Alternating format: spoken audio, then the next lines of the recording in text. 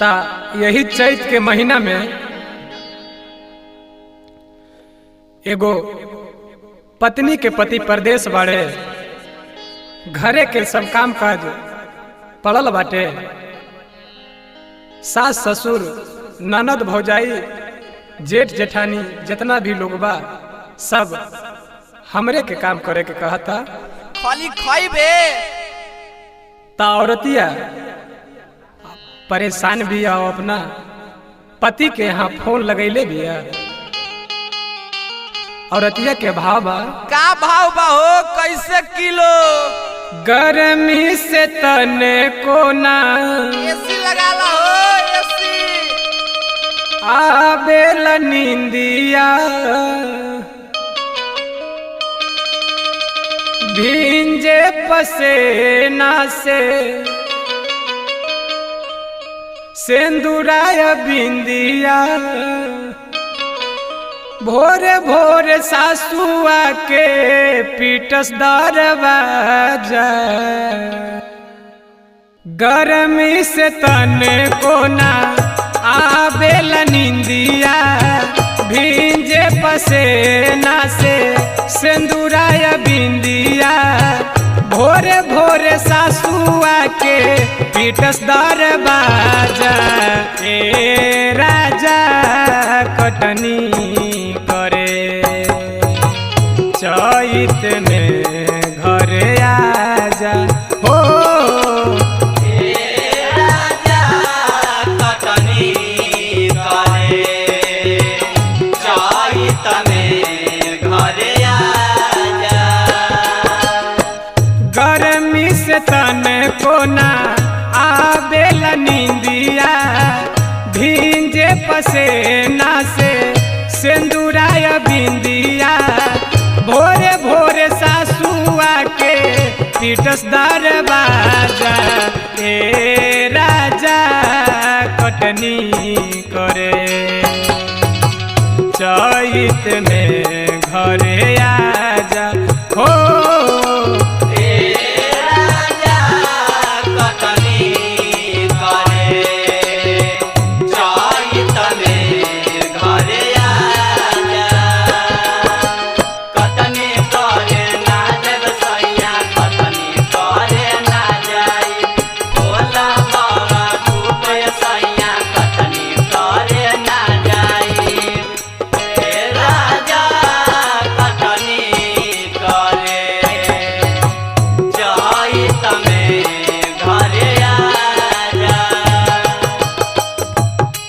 राजा घरे सब कलेश कैले बहो, आई दुख हमरा से साहत नहीं खे, जल्दी से घर आ जा हो।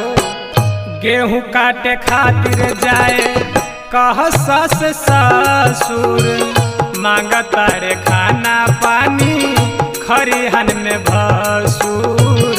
मांगता रे खाना पानी खरिहन में भसुर। गेहूं काटे जाए खातिर कह सस ससुर मांगता रे खाना पानी खरिहन में भसुर।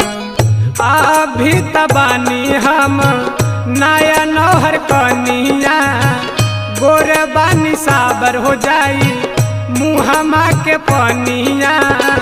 अपने तलूटा ताड़ा परदेश में माजा। ए राजा कटनी करे चैत में घरे आजा आजा हो। राजा कटनी करे चैत में घरे आजा। नजर जो तुमके गए मुझे तुमके छाने लगा नशा। नजर जो तुमके गए मुझे तुमके छाने लगा नशा। दीवाना मैं तेरा दीवाना, दीवाना मैं तेरा दीवाना।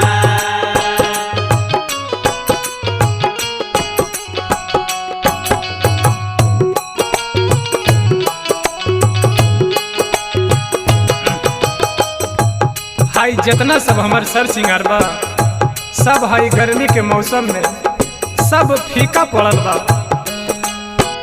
घरवा से बहरी गरम बहताटे हवा, लहके बदन जैसे चूल्हा पर के तावा। चूल्हा पर के तावा हो, चूल्हा पर के तावा।